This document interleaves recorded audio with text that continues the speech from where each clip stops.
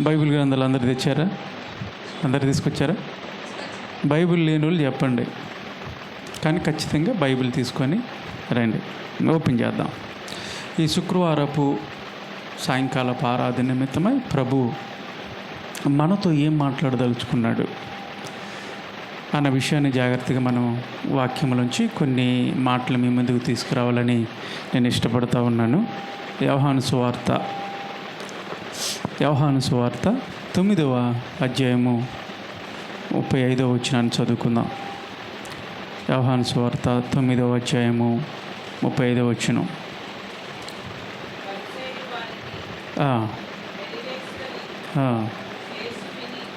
యేసు విని వానిని కనుగొని,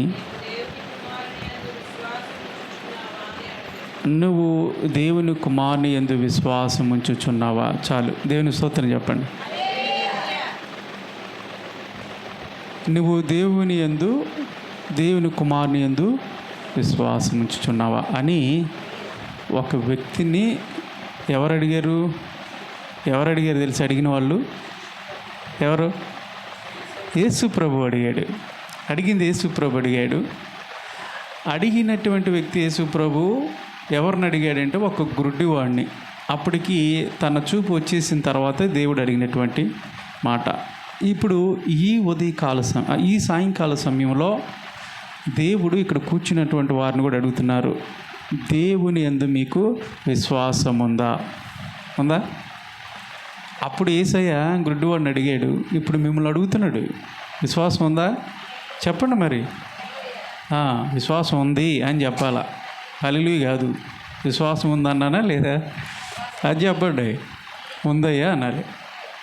దేవుడు అదే అడుగుతున్నాడు, విశ్వాసం ఉందా అన్నది. జాగ్రత్తగా గమనించినట్లయితే యోహాను సువార్తలో యోహాను గారు చాలా విషయాలు యేసు ప్రభు చేసినటువంటి ఆ పరిచర్య. ఎవరు ఈ యోహాను అంటే యేసు ప్రభు యొక్క శిష్యుడు. 12 మంది శిష్యుల్లో ఒక శిష్యుడు. ఈ శిష్యుడు యేసు రొమ్మును ఆనుకున్నటువంటి శిష్యుడు. యోహాను గారు రాసినటువంటి అనేకమైనటువంటి విషయాలు ఆయన దగ్గరగా చూసి రాసినటువంటి విషయాలు. ప్రారంభం నుంచి కూడా ప్రభు పరిచర్య నుంచి యేసు ప్రభు చనిపోయే వరకు కూడా సిలువ దగ్గర ఉన్నటువంటి వ్యక్తి శిష్యులు ఎవరు లేరు. యేసు ప్రభు సిలువ మీద వేలాడేటప్పుడు ఆయన చనిపోయే వరకు కూడా ఏ ఒక్కరు లేరు, కానీ శిష్యుల్లో యోహాను మాత్రమే దగ్గర ఉన్నాడు.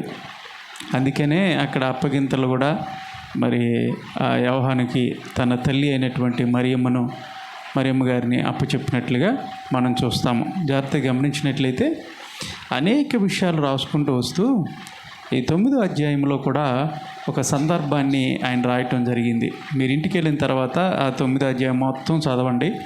అదొక మొత్తం కూడా ఒక సందర్భం.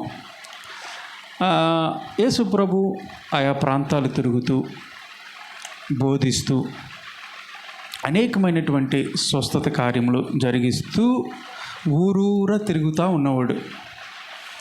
ఆయన బ్రతికినటువంటి 33.5 సంవత్సరాల్లో యేసు ప్రభు సేవ చేసింది, పరిచర్య చేసింది 3.5 సంవత్సరాలు మాత్రమే. ఈ 3.5 సంవత్సరాలు అనేకమైనటువంటి అద్భుతాలు చేశారు. ఆ యోహాను సువార్తలో చివరిలో ఉంటుంది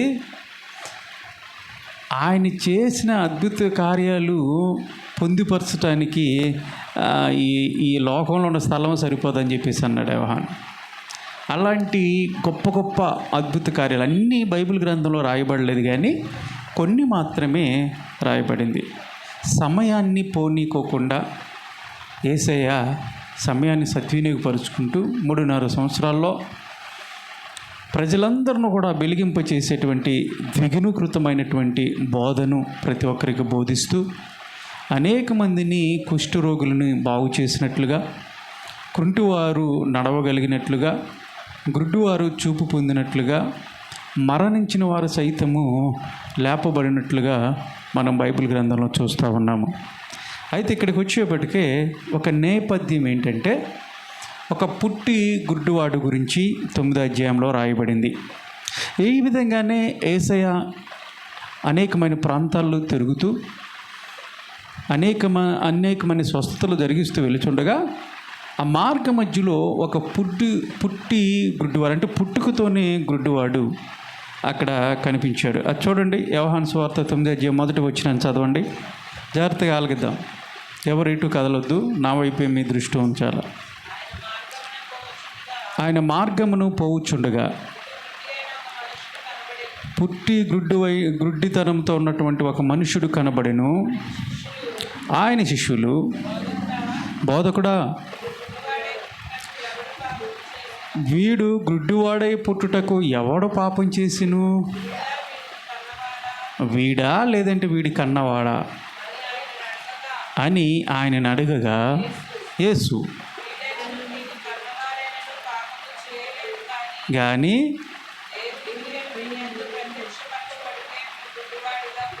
దేవుని క్రియలు వీడి యందు ప్రత్యక్షపడుటకై వీడి గుడ్డివాడిగా పుట్టెను. దేవుని స్తోత్రం చెప్పండి. ఇక్కడ ఒక గుడ్డివాడు కనపడ్డాడు. శిష్యులు వెంటనే యేసయ్యను ఒక ప్రశ్న వేశారు. బోధకుడా అన్న మాటకి ఏంటి, బోధించేవాళ్ళు, మంచి మాటలు చెప్పేటువంటి వాళ్ళు. యేసు ప్రభుని అప్పట్లో రబ్బీ అని పిలిచేవారు. అంటే హీబ్రూ భాషలో రబ్బీ అంటే బోధకుడు అని అర్థం. కాబట్టి బోధకుడా, ఇది ఈ గుడ్డివాడు ఇలాగా గుడ్డివాడై పుట్టడానికి వీడు పాపం చేశాడా, అంటే వీడు చేసిన పాపం కారణమా, లేదంటే వీళ్ళ తల్లిదండ్రులు ఏమైనా పాపం చేశారా అని అడిగారు. కొన్ని ప్రశ్నలు చాలా విచిత్రంగా ఉంటాయి కదా. కొన్ని ప్రశ్నలు చాలా విచిత్రంగా ఉంటాయి. అర్థం లేనటువంటి ప్రశ్నలు, అర్థవంతమైనటువంటి ప్రశ్నలు అయితే బాగానే ఉంటుంది, కొంచెం వాల్యూమ్ మించి. అర్థం లేనటువంటి ప్రశ్నలు ఈ రోజున చాలామంది వేస్తూ ఉంటారు. ఇక్కడ శిష్యులు కూడా అదే ప్రశ్న వేశారు. ఏమంటే చెప్పండి, పుట్టుకతోనే గుడ్డివాడు ఎలా పాపం చేస్తాడు? గుడ్డుడు పాపం చేస్తాడా? కళ్ళు కనపడితేనేగా. శిష్యులకి ఏమన్నా ఆలోచన ఉందా? ఏమంటున్నారు? బోధకుడా, వీడు గుడ్డివాడై పుట్టడానికి వీడి చేసిన పాపమా? అసలు పుట్టుకతోనే గుడ్డోడైతే వీడేం పాపం చేస్తాడు? ఏమన్నా ఆలోచించారా? ఆలోచించలా. లేదంటే వీళ్ళ తల్లిదండ్రులు చేసినటువంటి పాపమా అని యేసుప్రభుని అడిగారు. యేసుప్రభు దానికి సమాధానం చెప్పారు. ఆయన వీడి చేసింది కాదు, వీడి తల్లిదండ్రులు చేసిన పాపం కాదు, కానీ దేవుని క్రియలు, మరొక విధంగా దేవుని మహిమార్థమై దేవుని మహిమ వీడిలో పొందటానికి గాను ఈ విధంగా పుట్టాడని యేసుప్రభు అక్కడ ఒక ఆన్సర్ చేసినట్టుగా చెప్తా ఉన్నాం లేఖనాల్లో మనం పరీక్షించినప్పుడు. అయితే ఈ రోజుల్లో కూడా చాలామంది చాలా ప్రశ్నలు వేస్తూ ఉంటారు కదా. మిమ్మల్ని వేశారు లేదు నాకు తెలియదు, కానీ ఒకప్పుడు యేసుప్రభుని అంగీకరించినప్పుడు మీలో కూడా ఎలాంటి ప్రశ్నలు వచ్చే ఉంటాయి. ఈ రోజుల్లో కూడా సమాజంలో చాలామంది ఇలాంటి ప్రశ్నలే వేస్తూ ఉన్నారు. ఏంటి ప్రశ్నలు? దేవుడు ఉన్నాడా అంటారు కొంతమంది. దేవుడు ఉన్నాడండి? ఏది దేవుడు ఉంటే చూపించండి, దేవుడు ఉంటే నాకు చూపించండి, దేవుడు ఉంటే ఎందుకు జరుగుతాయి అంటే ఇలాంటి ప్రశ్నలు. దేవుడు ఉన్నాడా అన్నట్టుగా. దేవుడు ఉంటే నాకు కనపడమనండి. దేవుడు కనపడితే అసలు ఉంటావు నువ్వు? బాబు, రాంబాబు అని పిలిచాడు అనుకో, నిలబడి ఉంటాడా? ఉంటే నాకు కనపడాలంటాడు. పిలిస్తే ఇక్కడ ఉండడు, పారిపోతాడు. దేవుణ్ణి చూడాలనుకోవటం మంచిదే, కానీ కొంతమంది ప్రశ్నలు ఎలా ఉంటాయంటే వాళ్ళ జీవితాలను బాగు చేసేటువంటి ప్రశ్నలు అడగరు. అయ్యా మరి నేను తాగుతున్నాను రోజు, ఈ తాగుబోతుతానని వదిలిపెట్టుకోకుండా ఉండలేకపోతున్నా, ఇది ఎట్లా మానాలి పాస్టర్ గారు, కొంచెం నా గురించి ప్రార్థన చేయరా? లేదంటే ఒక సమస్య అండి, మా కుటుంబంలో ఎప్పటి నుంచో ఇబ్బందితో ఉన్నాము, ఈ సమస్య నుంచి మేము బయటికి రావడానికి ఏదైనా మార్గం చెప్పండి అని జీవితాన్ని బాగు చేసేటువంటి ప్రశ్న అడగటంలో ఒక అర్థం ఉంది. కానీ అర్థం లేనటువంటి ప్రశ్నలు ఈ రోజున అడుగుతూ ఉంటారు. దేవుడు ఉన్నాడా? అదేంటి, ఇదేంటి, ఇది ఎలాగే ఎందుకైంది, అది ఎలాగే ఎందుకైంది, పేదవారు ఎందుకు పుట్టించాడు దేవుడు, ధనవంతుల్నే అన్నట్టుగా అర్థం లేని ప్రశ్నలన్నీ ఈ రోజున అడుగుతూ ఉన్నారు. దానివల్ల ఏంటి నీకు ప్రయోజనం? ఏమైనా ప్రయోజనం ఉందా? ఏం ప్రయోజనం లేదు. రకరకాల ప్రశ్నలు, రకరకాల. ఏమన్నా సమాధానం వింటారా? సమాధానం రావు. మూర్ఖంగా వాదించేటువంటి వాళ్ళు ఉన్నారు ఈ రోజున. చాలామంది మూర్ఖ బుద్ధితో ఉన్నారు. నిజదేవుడు ఉన్నాడమ్మా, ఆయన సృష్టికర్త, నిన్ను నన్ను సృష్టించినటువంటి సృష్టికర్త. ఆయన ఆరాధించమ్మా, సత్యాన్ని గ్రహించమ్మా, దేవుని ప్రేమను గుర్తెరుగు అని చెప్తా ఉంటుంటే అవి నాట వాళ్ళకి, అవి పనికిరావు. అవి వాళ్ళ మధ్యలో ఏవైతే ఉన్నాయో, ఏ ఆలోచనలు అయితే ఉన్నాయో, ఆ ఆలోచనలో మీరు చూడండి, నేనే గెలవాలన్నటువంటి కొంతమంది ఉంటారు. ఎదుటి వ్యక్తి సత్యం చెప్తున్నా ఎప్పుడు కూడా మూర్ఖ బుద్ధి ఏం చేస్తుందంటే సత్యాన్ని గ్రహించకుండా చేస్తుంది. అంతే. సత్యాన్ని గ్రహించుకోకుండా మూర్ఖ బుద్ధి పక్కన పెట్టేసి పెడద్రోవానికి నడిపించేస్తుంది. గ్రహించలేడు. వాడు మనసులో ఉన్నది బయట పెడతానికి చూస్తూ ఉంటాడు. ఏంటి దానివల్ల అంటే వాడికి ఎలాంటి ప్రయోజనం లేదు, జీరో. ఇక్కడ శిష్యులు కూడా అదే అడుగుతున్నారు. అలాంటి ప్రశ్నలే అడిగారు. అంటే అనాలోచనతో, ఆలోచన లేకోకుండా మాట అడిగినప్పుడు యేసుప్రభు దానికి సమాధానం చెప్పాడు. చెప్పిన తర్వాత ఆ గుడ్డివాడు ఎప్పటి నుంచి గుడ్డితనంతో ఉన్నాడో అతని యొక్క హిస్టరీ అంతా కూడా బైబిల్లో లేదు, కానీ పుట్టి గుడ్డివాడని మాత్రమే బైబిల్లో రాయబడింది. యేసు ఏం చేశాడంటే ఆ సమాధానం చెప్పి ఉమ్మూసాడు. కింద ఉమ్మూసి బురద చేసి ఆ బురద అతని కళ్ళ మీద రాసి, ఇదిగో పలానా ఆ సరస్సులోకి వెళ్ళి, ఆ కోనేటిలోకి వెళ్ళి కడుక్కో అని చెప్పేసి ఆ గుడ్డివాడికి చెప్పాడు. గుడ్డివాడు యేసు ప్రభు చెప్పినటువంటి మాటకి ఎలాంటి ఎదురు సమాధానం చెప్పాల. విశ్వాసంతో ప్రభు చెప్పాడు కాబట్టి. అసలు వాస్తవంగా చెప్పాలంటే, వాస్తవంగా ఈ సందర్భంలో ఎదురు ప్రశ్నలు వేయాల్సింది, డౌట్లు ఎక్స్ప్రెస్ చేయాల్సింది ఎవరో? గుడ్డివాడు. ఏం మాట్లాడుతున్నావు ప్రభా? నాకు కళ్ళు కనపడవు, ఎక్కడుందో కూడా తెలియదు నాకు సరస్సు, ఆ కోనేటి ఎక్కడుందో తెలియదు, అక్కడికి వెళ్ళి అక్కడ కళ్ళు కడుక్కోమంటావు, ఎవరినన్నా ఇవ్వకోకుండా వెళ్ళమని చెప్పేసి అంటావు. ఎట్లా వెళ్ళగలను నేను? ఎలా కడుక్కోగలను నేను? అక్కడ ఎన్ని మెట్లు ఉన్నాయో, ఒకవేళ మెట్టి జారితే నా పరిస్థితి, కడుక్కోకముందే అని ఎదురు ప్రశ్న వేయాల్సినటువంటి పరిస్థితులు ఉన్నది ఎవరయ్యా అంటే గుడ్డివాడు. కానీ గుడ్డివాడు ఎలాంటి ప్రశ్నలు వేయలా. యేసు ప్రభు చెప్పాడు, ఆయన చెప్తే జరిగిద్ది అన్న విశ్వాసము అతనిలో ఉంది కాబట్టి ఏం మాట్లాడుకోకుండా బయలుదేరాడు. ఎవరిని ఇక్కడ మనం చూసుకున్నట్టయితే ఎవరిని అడిగినట్టు కూడా లేదు అక్కడ. బహుశా వెళ్తున్నప్పుడు ఎవరన్నా బాబు ఈ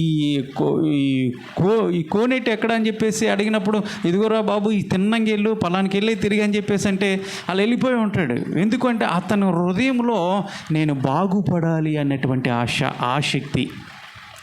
ఈరోజు నేను స్వస్థత నాకు రాబోతా ఉంది, కారణం ప్రభు చెప్పాడు, ఖచ్చితంగా నాకు జరిగిద్ది అన్న ఆత్మవిశ్వాసంతో, ప్రభు యందు విశ్వాసంతో అతను వెళ్ళినట్టుగా మనం చూస్తూ ఉన్నాం. వెళ్ళాడు. యేసు ప్రభు చెప్పినట్లుగానే ఆ కోనేటిలో కళ్ళు కడుక్కున్నాడు. ఆ బురదంతా కడుక్కున్నాడు. కడుక్కొని ఓపెన్ చేయగానే కళ్ళు వచ్చినాయి, రాలేదా? వచ్చినాయి. చూశాడు, సంతోషం పట్టలేకపోయాడు. అప్పటి వరకు చీకట్లో ఉన్నటువంటి వ్యక్తి ఒక్కసారిగా వెలుగు చూడంగానే ఎంత సంతోషంగా ఉంటుంది? చాలా సంతోషంగా ఉంటుంది కదా. మనుషులందరూ కనపడుతున్నారు. అరే మనుషులు ఎలా ఉంటారా, నేను ఎప్పుడు చూడలేదు వీళ్ళని. మధ్యలో కళ్ళిపోయినట్లయితే ఇప్పుడు నేనున్నాను, నాకు మధ్యలో నుంచి ప్రాబ్లం వచ్చింది, కానీ పుట్టుకతో వచ్చింది కాదు ఇది. పుట్టుకతో వచ్చినప్పుడు మనిషి ఏ హైట్లో ఉంటాడు, ఎలా ఉంటాడు అన్నది అతనికి తెలియదు. మధ్యలో పోతే అన్నీ తెలుసు కాబట్టి అంచనా వేయగలం. ఈ వ్యక్తి పుట్టుకతోనే గుడ్డివాడు కాబట్టి ఎప్పుడైతే ఆ చీకట్లో నుంచి వెలుగులోకి వచ్చాడో, ఆ కళ్ళు వెలిగించబడ్డాయో, గుడ్డితనం పోయిందో చాలా సంతోషపడిపోయాడు. అతని ఆనందానికి అవధులు లేవు. ఈ రోజున కొన్ని ప్రాంతాల్లో, మందిరాల్లో ఈ స్వస్థతలు అన్నటువంటి మనం చూస్తూ ఉంటాం. ఏదన్నా పట్టుకుంటే వస్త్రం పట్టుకుంటే స్వస్థతలు వచ్చేస్తున్నాయని, కర్చీపులని, అంతేనా, కర్చీపులు కట్టుకుంటున్నారు. ఎందుకు కర్చీపులు అంటే, మొన్న ఆవిడ చెప్తుంది, ఆ బట్టలు కూడా ఇవ్వకూడదంట. ఆవిడకున్న బట్టలు కూడా ఎదుటి వ్యక్తికి ఇవ్వకూడదు. ఎందుకంటే మహిమ పోద్దంట. First point. ఈ కర్చీపులు ఇలాంటివి ఎందుకు కట్టుకున్నారంటే స్వస్థత వస్తుందంట. కారణం ఏంటంటే, అప్పుడు యేసు ప్రభు అంగీని ఒక ఆవిడ పట్టుకుంది. ఎవరావిడ చెప్పండి? ఎవరు? రక్తస్రావం కలిగినటువంటి స్త్రీ. ఎన్ని సంవత్సరాల నుంచి అమ్మా? 12 సంవత్సరాల నుంచి రక్తస్రావం అంటే మాటలా కదా. అలాంటి స్త్రీ యేసు ప్రభు యొక్క అంగీని పట్టుకుంటే ఏమొచ్చిందంట? స్వస్థత వచ్చిందంట. అందుకనే కచ్చీపులు కూడా కట్టుకుంటున్నారు, కచ్చీపులు కూడా అమ్ముతున్నారు. ఇది ఒక వ్యాపారం అయిపోయింది. వాళ్ళ నమ్మకం చూడండి. అందుకనే మనుషుల యొక్క వీక్నెస్ ఏదైతే ఉందో, ఆ వీక్నెస్ని పట్టుకొని ఈ రోజున పరిచర్య అనేది వెళ్తూ ఉంది. ఏదైనా శ్రమ వస్తే, ఏదైనా ఇబ్బంది వస్తే మనుషులు చాలా సతమతమైపోతూ ఉన్నారు. అందుకనే వాళ్ళ యొక్క వీక్నెస్ని బట్టి స్వస్థత సభలు, ఇక్కడికి వస్తే అద్భుతం జరిగిద్ది, ఇక్కడికి వస్తే నీ రోగం పోద్ది, ఇక్కడికి వస్తే నీకున్నటువంటి ప్రతి ఒక్క సమస్య ఏదైతే ఉందో మొత్తం పోతాయి అని చెప్పేసి బోర్డులు పెట్టేసుకొని ఈ రోజున కర్చీపులు అమ్ముకుంటున్నారు, ఆయిల్ అమ్ముకుంటున్నారు, ఇంకేదో అరటిపళ్ళు అంటున్నారు ఒక ఆయన. రకరకాల విధాలుగా ఉన్నాయి. కానీ అవన్నీ కూడా బైబిల్కి అనుసంధానంగా ఉన్నాయా? బైబిల్ అంగీకరిస్తుందా? అంగీకరించు. ఒక మాటలో చెప్పాలంటే, ఈ రోజున చాలామంది మనుషులు, అంటే అందరి గురించి నేను మాట్లాడతలా, కొంతమంది గురించి మాట్లాడుతూ ఉన్నాను, సత్యాన్ని పక్కన పెట్టేశారు, వాక్యాన్ని పక్కన పెట్టేశారు, దేవుని పక్కన పెట్టేశారు. వాళ్ళకి ఏం కావాలంటే, మాకు స్వస్థతలే ఇంపార్టెంట్, మాకు ఆశీర్వాదాలే కావాలా, ఆశీర్వాదాలకి దాత అయినటువంటి దేవుడు మాకు అక్కర్లా. మాకు ఫ్రంట్ లైన్లోకి ఏం వచ్చినాయి అంటే, ఈ రోజున ఆశీర్వాదాలు వచ్చినాయి, స్వస్థతలు వచ్చి కూర్చున్నాయి, అద్భుతాలు వచ్చి కూర్చున్నాయి. ఈ వీక్నెస్ని చాలామంది మనుషుల వీక్నెస్ని పట్టుకొని ఈ రోజున సత్యవాక్యాన్ని ప్రకటించుకోకుండా, ఎక్కువగా మీరు చూడండి ఛానల్లో, యూట్యూబ్లో ఈ అద్భుతాల గురించి కేకలు, అరుపులు, అద్భుతాల గురించి, స్వస్థత గురించి, అద్భుతాల గురించి, స్వస్థతల గురించి, ఆశీర్వాదాలు. ప్రభుని గురించి చెప్పవయ్యా అంటే ప్రభుని గురించి చెప్పేవారు లేరు ఈ రోజున. వాటి గురించి కారణం వాళ్ళని తప్పు పడతల్లా, వాటి గురించి పరుగులెత్తుతున్నారు. చూసారా? తప్పు వాళ్ళది. వాటిని ఇచ్చేటువంటి దేవుణ్ణి పక్కన పెట్టేశారు. వాటి కోసం అవి ఉంటే చాలు, నాకు ఆయన అక్కర్లేదు అన్నట్టుగా దేవుని పక్కన పెట్టారు. యేసు ప్రభు ముందుగా ఈ లోకానికి వచ్చి ఆయన ప్రాణాన్ని పెట్టింది. అందుకండి ఆయన కల్వరిలో, సిలువలో ఆయన బలి అయింది కాదు. అసలు విషయాన్ని పక్కన పెట్టేశారు. కొసరు వచ్చేసి ముందు లైన్లో నిలబడిపోయింది. నీకు ఆశీర్వాదాలు ఇచ్చేటువంటి దేవుడు కావాలా? ఆశీర్వాదం కావాలా? చెప్పండి, మీరు చెప్పండి. ఎవరు కావాలా? దేవుడు కావాలా? ఒక ఆయన రాజుగారు ఒక రోజున ఒక అనౌన్స్మెంట్ చేశాడు తన రాజ్యంలో. ఆయన పుట్టినరోజు, రాజుగారి యొక్క పుట్టినరోజు వచ్చింది. ఈ రోజు నా పుట్టినరోజు కాబట్టి అరే మన రాజ్యంలో ఎవరికి ఏది కావాలంటే అది ఇచ్చేద్దాం, చాటింపు వేసేయండి అన్నారు. చాటింపు వేశారు. బాబు ఈ రోజున మరి ఏనండి రాజుగారు పుట్టినరోజు కాబట్టి రేపటి దినం మీకు ఏది కావాలంటే అది రాజుగారు ఇవ్వడానికి సిద్ధంగా ఉన్నాడు, మీరు అడగటమే లేటు అన్నట్టుగా చాటింపు వేశారు. వస్తున్నారు. ఏంట్రా నీకేం కావాలా? నాకు ఒక మంచి ఇల్లు కావాలండి. అరే ఈ ఇల్లు ఇల్లు రెండు తప్పుకో. నెక్స్ట్ ఇంకెవరో? నాకు 1 కేజీ బంగారం కావాలండి. బంగారం అంటే ఇచ్చేంట్రా కేజీ. నాకు ఒక 10 ఎకరాల పొలం కావాలండి. వీడికి 10 ఎకరాలంట పొలం ఇచ్చేసేయండి. అట్లాగా ఏది అడిగితే అది ఆ రోజున ఆహాహా ఏముందరా ఇవాళ రాజుగారు బర్త్డే పుట్టినరోజు, ఆయన ఏది అడిగితే అది ఇచ్చేస్తున్నాడు అన్నట్టుగా అందరూ వచ్చి అడుగుతున్నారు. ఈలోపు ముసలాయన వచ్చాడు, ముసలి వ్యక్తి వచ్చాడు. ముసలి వ్యక్తి వచ్చి మంత్రి గారికి ఒక మాట అడిగాడు. మరి బాబు నీకేం కావాలా అని అడిగాడు. నీకు సరైన బట్టలు ఏమైనా ఇమ్మంటావా? వద్దయ్యా. మరి ఏం కావాలి నీకు అని అడిగితే అతను చెప్పిన ఆన్సర్కి మంత్రి గారికి బుర్రపోయింది. ఇంకా రాజుగారి దగ్గరికి వచ్చారు. రాజా, ఒక చిక్కు ప్రశ్న వచ్చి పడింది, మరి దానికి సొల్యూషన్ ఏంటో మాకు అర్థం అవ్వట్లేదు, నువ్వే దానికి చేయాలన్నారు. ఏంటి చెప్పు మంత్రి గారు అని చెప్పేశాను. రాజ్యంలో అందరికి సరిపోలేదా? వాళ్ళకి కావాల్సిన అన్నీ కూడా ఇచ్చేసామయ్యా. ఇంకేం ఇబ్బంది ఏమైనా ఉందా? చిన్న ఇబ్బంది ఏంటంటే ఒక వ్యక్తి ఆశ మేమైతే చేయలేం అన్నారు. ఏంటది అంటే అతనికి ఏం వద్దంటే మీరే కావాలంట అన్నాడు. ఆ ముసలి వ్యక్తికి ఎవరు కావాలంట? రాజుగారు ఏది కావాలంటే అది ఇస్తానన్నాడు కాబట్టి ఇది మాటికి తీర్చాల్సిందే, మాకు రాజుగారు కావాలన్నాడు. ఆయన ఇచ్చే బంగారం వద్దు, ఆయన ఇచ్చే మేడలు వద్దు, ఆయన ఇచ్చేటువంటి స్థలాలు ఏం వద్దు, నాకు రాజుగారు ఉంటే చాలు, నాకు రాజుగారు కావాలి. అరే రాజుగారు ఎట్లా వస్తా? మరి ఆయన చెప్పాడుగా, రాజుగారు ఏది చెప్తే అది చేస్తాడు. మరి మాట ఇచ్చాడంటే రాజుగారు తీసుకోవటానికి ఇంకా ఆయనకి తీసుకోవటానికి లేదు. ఇక ఒక్కసారి కనుక మాట వెలువడిందంటే రాజుగారి దగ్గర నుంచి అది నెరవేర్చాల్సింది. ఆయన మాట ఇచ్చేసాడు, ఏది కావాలంటే ఇది ఇచ్చేయండి రండి. ఇప్పుడు ముసలాయన వచ్చేసి నాకు రాజుగారు కావాలంటా ఉన్నాడు. మంత్రి గారు వచ్చేసి రాజుగారికి చెప్పారు, ఏం చేయమంటావు రాజా? రాజుగారు అన్నారు, ఏం చేస్తాం, మాట ఇచ్చాం కదా, పిలువ ఆయన అన్నాడు. వచ్చాడు. నేను తప్పితే ఏం వద్దా నీకు? ఏం వద్దు రాజుగారు, మీరుంటే చాలా అని చెప్పేసి. రాజా మాట ఇచ్చావు అని వచ్చినాడు. చేసేది లేక రాజుగారు ఆ ముసలాయన ఇంటికి వెళ్ళాడు.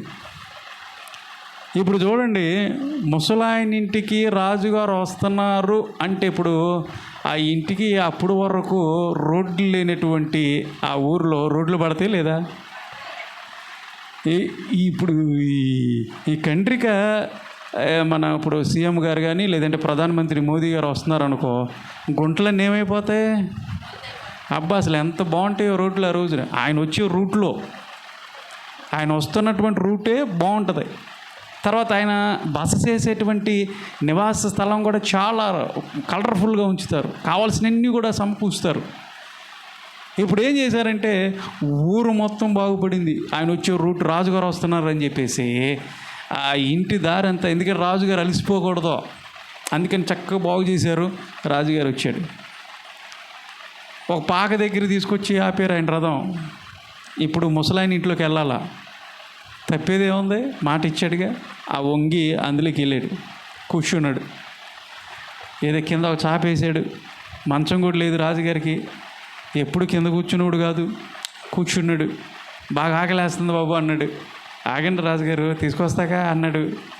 ఎప్పుడు 2 రోజులు గంజి ఒకటి ఉంటే ఆ గంజి తీసుకొని వచ్చాడు. తాగు అన్నాడు. నేను ఏది పెడితే ఏది ఇస్తుంది చేయాలి, ఎందుకంటే నేను నిన్ను కోరుకున్నా కాబట్టి నువ్వు నా దగ్గర ఉన్నావు, నా దగ్గర రావాలా, నేను ఏది తాగితే అది తాగాల. చూశాడు ఉండలేకపోయాడు రాజుగారు. వెంటనే మంత్రి గారిని పిలిపించేసి, ఎట్లా కాదు కానీ అబ్బాయి, ఈ ముసలోడిని తీసుకొచ్చి ఎక్కడ పెట్టు, అంతఃపురంలో తీసుకొచ్చేయాలండి. దేవుని స్తోత్రం కలుగును గాక.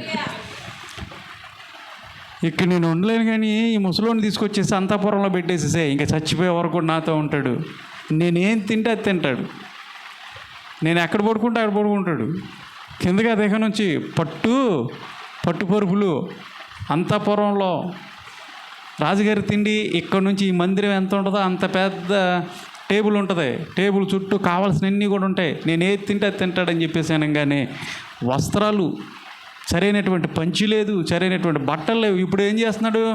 రాజవస్త్రాలు కట్టేసేయండి అన్నాడు. ఇప్పుడు అతని పరిస్థితి మారిందా లేదా? అంటే మొట్టమొదటిగా మనకి ఎవరు కావాలంటే ఈవులనిచ్చేటువంటి దాత కావాలి, కానీ ఈవులను కోరుకోకూడదు. ఆయన వస్తే మనకు సమస్తం ఇస్తాడు. నాకు యేసయ్య ఉంటే చాలు, నాకేది అక్కర్లేదు అని చెప్పేసి నువ్వు అనగలిగి యేసు ప్రభువును కోరుకుంటే, ఆయన రాజు కాబట్టి ఆయన అంతఃపురంలో నువ్వు ఉండగలిగితే ఆయన ఈ ముసలాయన ఏ విధంగా అయితే రాజుగారును కోరుకున్నాడు, నువ్వు యేసు ప్రభు రాజులకు రాజు కాబట్టి ఆయన నువ్వు కోరుకుంటే నీకు మిగతా సమస్తవన్నీ కూడా ఆయన ఇస్తాడు. కానీ జరుగుతుంది ఏంటి తెలుసా? ఇచ్చినటువంటి వాటిని కోరుకుంటున్నారు, కానీ ఇచ్చే ఆయన్ని కోరుకోవట్లేదు. అందుకని ఈ రోజున చాలా మందిరాలు చూడండి కిక్కిరిచ్చిపోతాం. కారణం ఏంటి తెలుసా? వాళ్ళు పెడుతున్నటువంటి అద్భుతాలు, వాళ్ళు చేస్తున్నటువంటి ఏవైతే ఉన్నాయో వాటిని చూసి మనుషులందరూ కూడా అటు పరుగులెత్తుతూ ఉన్నారు. ఒకవేళ స్వస్థత గురించి నువ్వు పార్కు లాంటి వెళ్ళావు అనుకో, ఆ స్వస్థత కనుక జరగకపోతే నీ భక్తి ఏమైపోద్ది?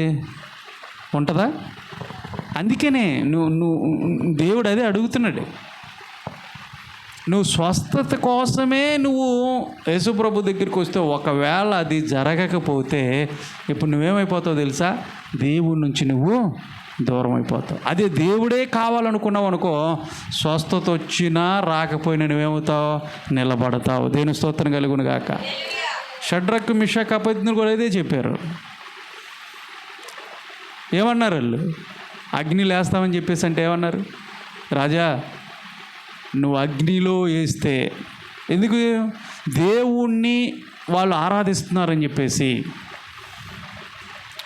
ఆ రాజుగారు పెట్టినటువంటి విగ్రహానికి నమస్కారం చేయలేదని చెప్పేసి వాళ్ళని అగ్నిగుండంలో వేయటానికి ఒక శాసనాన్ని పుట్టించినప్పుడు, వాళ్ళు ఆ ప్రతిమకి, ఏదైతే ఆ విగ్రహానికి చేతులతో తయారు చేసినటువంటి విగ్రహానికి నమస్కారం చేయాల.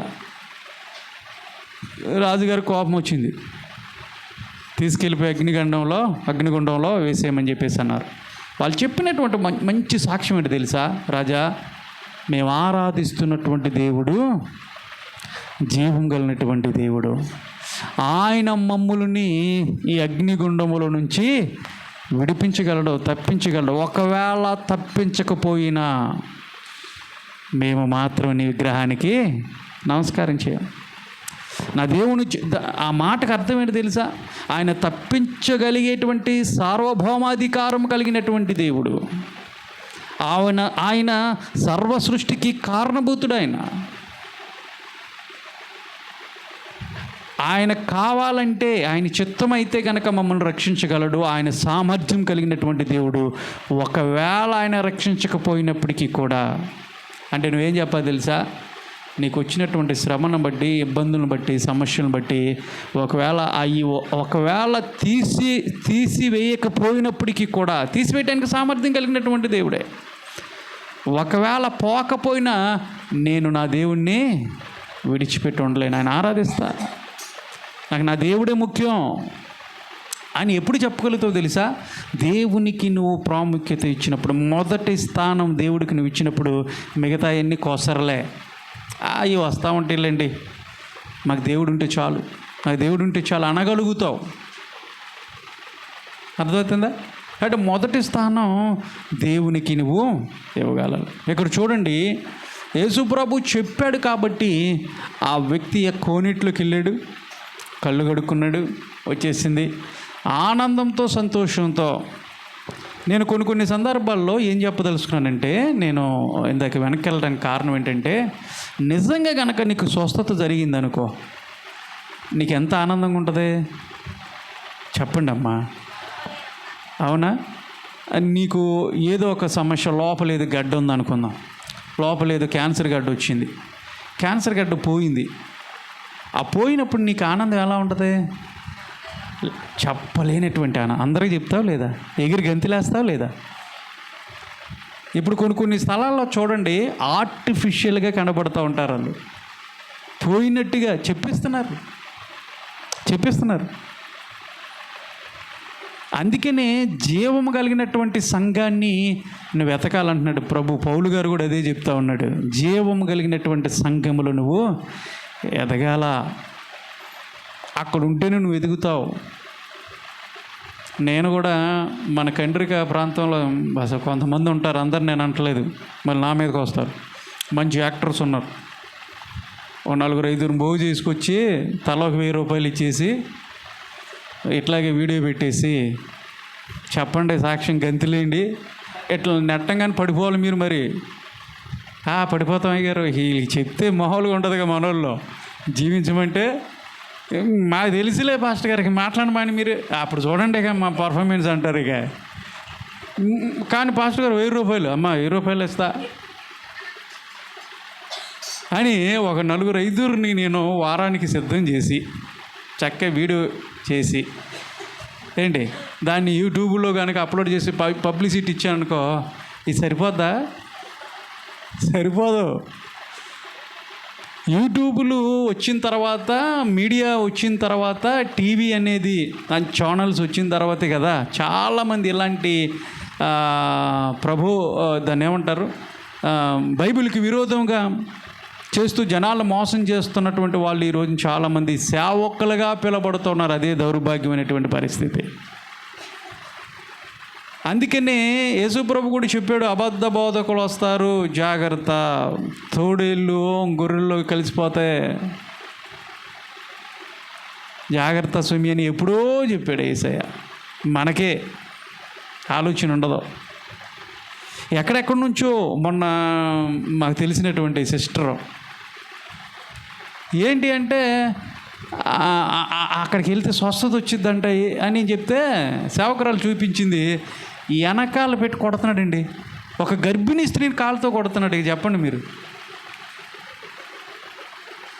కాలుతో పెట్టి కొడితే స్వస్థత అంట, పడిపోతున్నారు, పోయిందంటున్నారు. జాగ్రత్త, జాగ్రత్త. జీవం కలిగినటువంటి సంఘం.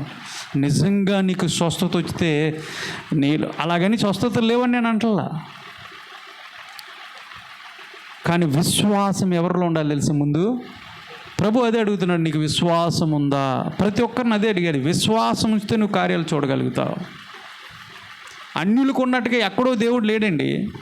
అదిగో ఆ కొండల మధ్య ఉన్నాడు దేవుడు, లేదంటే ఆ సరస్సులో ఉన్నాడు దేవుడు, ఆ నదుల్లో ఉన్నాడు దేవుడు అని చెప్పేసి అక్కడ ఇక్కడ చెట్టు చేమల్లో రాయి రప్పల్లో ఉండేటువంటి దేవుడు కాదు మనం ఆరాధిస్తున్నటువంటి దేవుడు. దేవుని స్తోత్రం కలుగును గాక.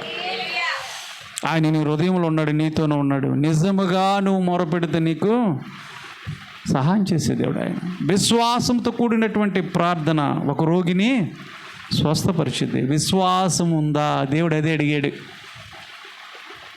విశ్వాసం ఉండాలి.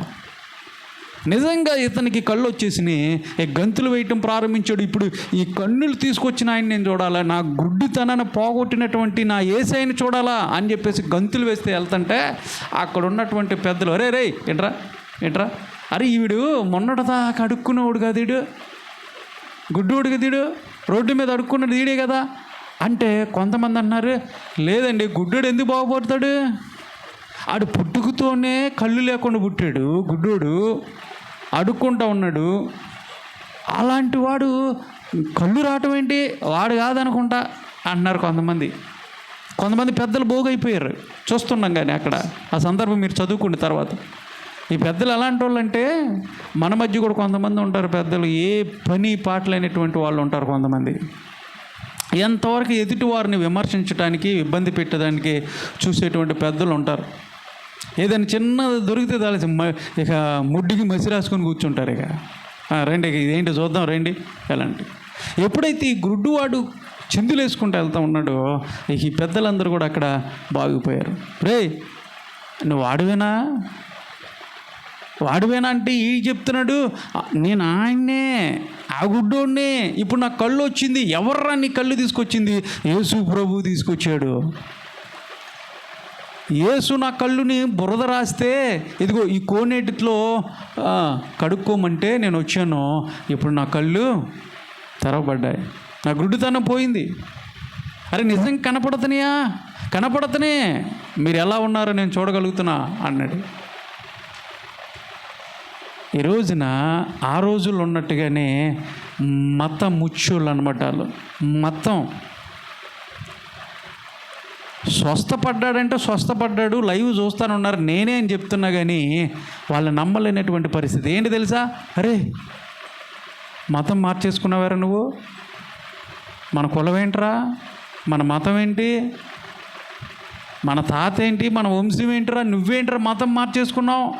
యేసుప్రభుని నమ్ముకున్నావా ఏంటి అన్నట్టుగా ఈ రోజులు అంటూ ఉంటారు చూదా. అప్పుడు దాకా రోడ్ల మీద తాగేసి విచ్చలవిడిగా దొర్లుకుంటా బురదలో రోజు ఇంటికి వచ్చేసి విపరీతంగా భార్యను కొడతాం, పిల్లల్ని హింసించేటువంటి వాడు ఒక్కసారిగా ప్రభుని నమ్ముకొని వాడు పాత జీవితాన్ని వదిలిపెట్టి వెళ్తే వీళ్ళు ఏమంటున్నారు తెలుసా? కొంతమంది పెద్దలు అనేటువంటి మాట ఏంటి తెలుసా? ఎరా మతం మార్చుకున్నావా? యేసు ప్రభుని నమ్ముకున్నావంటగా, ఎంత అపచారం రా! మనది ఏంట్రా? మన మతం ఏంట్రా? మన కులం ఏంట్రా? బాగుపడ్డాడన్నటువంటి సంతోషం ఉండదు వీళ్ళల్లో. వాడు బాగుపడ్డాడరా, ఒకప్పుడు వాడి జీవితం ఏంటి, ఇప్పుడు ఏంటి చూడరా అని వాడిలో ఉన్నటువంటి ఆ లైవ్ ఏదైతే ఉందో అది చూసి సంతోషపడరు. మతం మార్చుకున్నారంట, కులం మారిపోయిందంట. ఈ రోజున మతం మత్తులో ఉన్నటువంటి వాళ్ళు చాలామంది మతోన్మాదులు.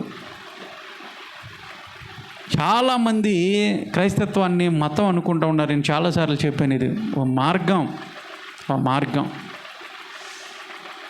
సత్య మార్గం. ఏది సత్యం అన్నది గమనించగలగాల. ఇక్కడ కూడా మతం మత్తులో ఉన్నటువంటి వాళ్ళు ఈ కళ్ళు బాగుపడ్డాయిరా, ఇటు భలే స్వస్థత నుండి ఎవర్రా మేము కూడా వస్తాం అనుకోకుండా వీళ్ళు ఏమంటున్నారో తెలుసా? ఎవర్రా నిన్ను బాగు చేసిందంటే పలానా ఆయన అంటే మతమేనా మార్చుకున్నవారా నువ్వు అన్నట్టుగా తయారైపోయారు. మతం మార్చుకున్నాడేమోనని. వాడు చెప్పాడు, బాబు నేనేనయ్యా, యేసుప్రభు నా కళ్ళు తెరిపించాడు అని చెప్తే వీళ్ళు ఏం చేశారు తెలుసా? యేసు ప్రభు కళ్ళు తెరిపించాడంటే ఈ రోజునేంటి? విశ్రాంతి దినం. మతం ఏం చెప్తుందంటే విశ్రాంతి దినాన్ని పరిశుద్ధంగా ఆచరించాలి అంటే విశ్రాంతి దినం రోజున ఏ ఒక్కరు కూడా ఏ పని చేయకూడదు. ఇది ఆచారం అయిపోయింది ఆ రోజున. దేవుడు ఎందుకు చెప్పాడంటే విశ్రాంతి దినాన్ని ఏదైనా నియమాలు చెప్పాడంటే వాళ్ళ జీవితాలను సరిచేయటానికి కొన్ని నియమాలను పెడితే అప్పుడున్నటువంటి ప్రజలకి వాళ్ళు దాన్ని ఏం చేశారు తెలుసా? ఒక మతంగా మార్చేశారు, దాన్ని ఒక ఆచారంగా, ఒక సాంప్రదాయంగా మార్చేశారు. ఇక ఆ సాంప్రదాయాన్ని దాటితే ఇంక అదేదో పెద్ద తప్పు జరిగినట్లుగానే. అలాంటి పరిస్థితుల్లో వీళ్ళు ఏం చేశారంటే ఈ రోజున విశ్రాంతి దినము కాబట్టి యేసు ప్రభు ఇతని కళ్ళు తెరవకూడదు, అసలు ఆ కార్యమే జరగకూడదు. కాబట్టి నేను తీసుకెళ్ళి ఆ పరిశీల దగ్గరికి వెళ్దామని చెప్పేసి ఎక్కడ తీసుకెళ్ళి? ప్రధాన యాజకుల దగ్గరికి, పరిశీల దగ్గరికి తీసుకెళ్ళారు. వీడిని ఆగారు అనుకుంటున్నాం ఈ పెద్దోళ్ళు. ఆగల, అక్కడితో పోనివ్వాల. తీసుకుని అక్కడ తీసుకెళ్ళంగానే వాళ్ళు అడుగుతున్నారు, ఒరే నీకు నిజంగా కళ్ళు వచ్చినాయా? ఎవరు తీసుకొచ్చారు? పలానా వ్యక్తి. ఇది నిజమేనా? ఒకళ్ళు అంటారు, పుట్టుకతో కళ్ళు పోయినటువంటి వాళ్ళు కళ్ళు ఎలాగ తెరుస్తాడు? యేసుప్రభుని పాపి అని పిలుస్తూ ఉన్నారు అక్కడ. ఒక పాపి ఇతని కళ్ళు ఎలా తెరుస్తారంటే ఒక ఆయన అన్నాడు, పాపి అసలు కళ్ళు తెరవటానికి ఏమైనా ఉందా? కళ్ళు తెరుస్తే కళ్ళుని బాగు చేస్తాడా? ఆయన ప్రవక్త అయితేనే కదా బాగు చేస్తాడు అన్నట్టుగా రకరకాల మాటలు అక్కడ పుట్టుకో. ఆ సందర్భాన్ని నేను కొన్ని మీకు విశ్లేషించి చెప్తా ఉన్నాను వాక్యంలో. అన్నీ కూడా రాయబడవు కదా. ఆ సందర్భాన్ని మనము ఆలోచించేద్దాం. నమ్మలేక అరే వీళ్ళ తల్లిదండ్రులు పిలిచిరండి అని చెప్పారు. తల్లిదండ్రులు వచ్చారు. అరే జాగ్రత్త చూడండి, మీ అబ్బాయేనా? మా అబ్బాయేనండి. వీడు పుట్టుకతోనూ గుడ్డోడే కదా. అవునండి. మరి ఇప్పుడు కళ్ళు వచ్చినాయి. ఏమోనండి నాకు తెలీదు. ఎవరు కళ్ళు బాగు చేశారు అని తల్లిదండ్రులు అడుగుతుంటే వాళ్ళు ఏం చెప్తున్నారంటే, అయ్యా వాడు చిన్నోడు కాదుగా, చిన్నపిల్లోడు కాదుగా, ఈడు వచ్చినోడు నన్ను అడగండి, వాడే చెప్తాడు కళ్ళు ఎలా వచ్చినాయో, మేము ఎప్పుడో చూస్తున్నాం, వాడైతే గుడ్డోడే, మా అబ్బాయే, మనోడు దాకా రోడ్డు మీద అడుక్కున్నవాడే, కానీ ఆడు కళ్ళు ఎలా వచ్చినాయో నాకు తెలియదయ్యా అని వాళ్ళు చెప్పారు. ఈడొచ్చినటువంటి వాడికి వాడిని అడగండి అన్న. మళ్ళీ వాడిని పిలిచారు, రెండోసారి పిలిచారండి పెద్దలు, వీళ్ళు పరిసయ్యులు. ఎరా నిజం చెప్పు ఎవరు అని చెప్తే అక్కడ ఒక చక్కటి మాట ఉంటుందండి. ఆ మాట నేను చెప్పడానికి ఎప్పుడు కూడా ఇష్టపడుతూ ఉంటాను. వాడు యేసయ్య గురించి ఒక చక్కటి సాక్ష్యం చెప్తా. వాస్తవంగా అక్కడ ఉన్నటువంటి ఆ దినాల్లో యేసు ప్రభుని గురించి ఎవరైనా మాట్లాడితే గనక, ఆయన దేవుడు, దైవ కుమారుడు అని గనక ఎవరైనా చెప్తే ఆయన్ని వెలివేస్తారు. అందుకని ఈ తల్లిదండ్రులు కూడా చెప్పడానికి ఇష్టపడరు, భయపడిపోయారు, మమ్మల్ని వెలివేస్తారేమో, మాకెందుకు వచ్చింది అన్నట్టుగా తప్పించుకుంటే, ఈ కళ్ళు తెరవబడినటువంటి గుడ్డివాడు ఏం చేశాడు తెలుసా? భయపడలా. అక్కడ మాట చెప్తున్నాడు, పాపుల మనవలను దేవుడు ఆలకించాడు. పాపుల యొక్క మనవలు ఏవైతే ఉన్నాయో వాటిని దేవుడు ఆలకించడు. ఒకవేళ పాపముతో ఉండి పాప పనులు చేస్తా, చెడ్డ పనులు చేస్తా, చెడ్డ క్రియలు చేస్తా నువ్వు ప్రార్థన చేస్తే నీ ప్రార్థన దేవుడు ఆలకిస్తాడా? ఆలకించడు. ఎవరు చెప్తున్నాడు ఈ మాట? ఒక గుడ్డివాడు చెప్తున్నాడు. ఎవరు చెప్తున్నాడు ఈ మాటలు? అప్పట్లో పరిసయ్యులు అంటే మామూలు కాదు, వాళ్ళు గొప్ప గొప్ప వ్యక్తులుగా వాళ్ళు పిలువబడుతున్నటువంటి వాళ్ళు సమాజంలో. వాళ్ళు మేమే పండితులము, మేమే గొప్పవారము, మాకు తెలిసినటువంటి జ్ఞానం ఎవరికి లేదు, మీరు తక్కువ వారు, మేము ఎక్కువ వారు అని చెప్పుకొని తిరుగుతున్నటువంటి వాళ్ళు యూదుల్లో. ఈ గుడ్డివాడు కూడా యూదుడే, రక్షించబడినటువంటి వాడు, బాగుపడినటువంటి వాడు కూడా యూదుడే. అందుకని వీళ్ళు ఏం చేసేవాళ్ళు తెలుసా? సమాజ మందిరంలో కానీ వాళ్ళు బయట ఇలా రోడ్ల మీద తిరిగేటప్పుడు పెద్ద పెద్ద అంగీలు వీళ్ళు ప్రత్యేకంగా కుట్టించుకొని కింద ఆ బ్లూ దారం ఏదైతే ఉందో ఆ బ్లూ దారాన్ని, యేసు ప్రభు వేసుకున్నటువంటి అంగీని కింద బ్లూ థ్రెడ్స్ ఉంటాయి, దాన్నే ఈ రక్తస్రావం కలిగినటువంటి స్త్రీ టచ్ చేసింది, పట్టుకుంది. ఆ బ్లూ దారానికి దానికి ఒక కారణం ఉంది, ముందు రోజుల్లో నేను చెప్తాను సందర్భం వచ్చినప్పుడు. అవి చిన్నగా కుట్టించుకోవాలని చెప్పేసి అప్పుడు ఉన్నటువంటి ఆచారం. అయితే వీళ్ళు ఏం చేసేవాళ్ళు తెలుసా? ఇంకా పెద్దగా కుట్టించుకొని మేము పెద్దోళ్ళం అన్నట్టుగా తిరిగేవాళ్ళు అన్నమాట వాళ్ళు. అందుకని అలాంటి వ్యక్తులకి ఒక మాట చెప్తున్నాడు. ఒక ఆఫ్టర్ ఆల్ గుడ్డివాడు ఏం చెప్తున్నాడు తెలుసా? దేవుడు పాపుల ప్రార్థన, లేదంటే పాపుల మనవలను ఆలకించాడు. మరి ఎవరు మనవలు ఆలకిస్తాడంటే దేవభక్తి కలిగినటువంటి వాళ్ళు. దేవుని చిత్తాన్ని ఎవరైతే నెరవేరుస్తారో వారి యొక్క ప్రార్థన మాత్రమే ఆయన వింటాడు అని ఒక గొప్ప పండితులకు చెప్తా ఉన్నాడు ఈయన. వెంటనే వాళ్ళ కోపం వచ్చిందరే, నువ్వెంతరా, నీ బ్రతికెంత, నువ్వు మాకు చెప్పేటువంటి వాడు అయిపోయావా, నువ్వు మాకు సజెషన్ ఇస్తున్నావా నువ్వు అని చెప్పేసి వీడిని తీసుకెళ్ళి వెలేసేయండి రా అన్నారు.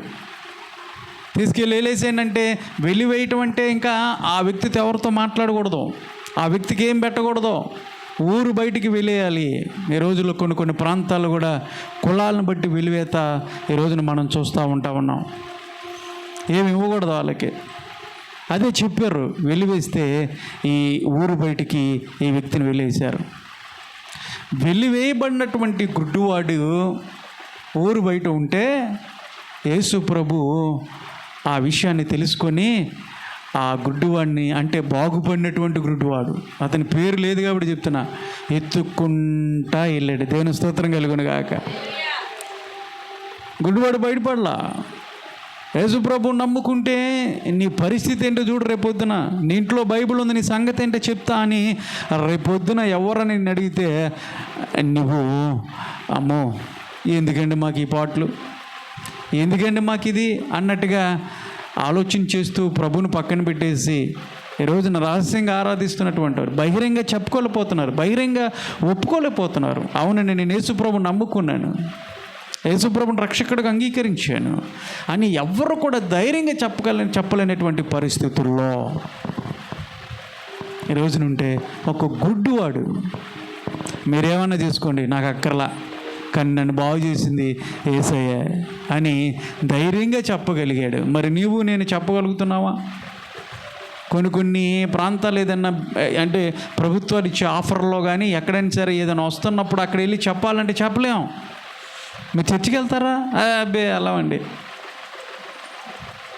యేసుప్రభు నమ్మకం, అబ్బే నమ్ముకోలేము, మేము టెంకాయలు కడతాం, అక్కడికి వెళ్తాం, ఇక్కడికి వెళ్తాం అన్నీ చెప్తారు కదా. అబద్ధాలు ఆడేస్తారు. ఎందుకంటే ఏమో ఆ పథకం వచ్చిద్దో లేదో,